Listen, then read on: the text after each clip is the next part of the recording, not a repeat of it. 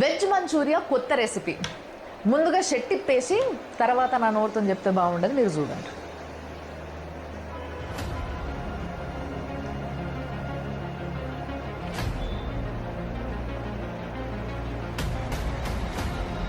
చూసారు కదా, ఇట్లా బల్క్గా తయారు చేసేటోళ్ళు కొన్ని బ్యాచ్లు ఉన్నాయి అన్నట్టు మన దగ్గర.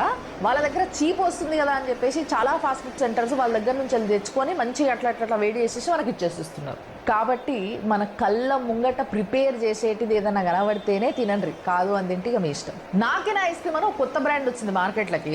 ఇక కొంతమందికి బాగా ఐస్ క్రీమ్ లాంటి ఇష్టం ఉన్న వాళ్ళు ఇక విపరీతంగా తింటారు కదా, సమ్మర్ రాగానే ఇంకా చల్లగా వాళ్ళు ఇలాంటివి వినే ముందు ఒకసారి చూసుకొని రావు ఇట్లుంటే.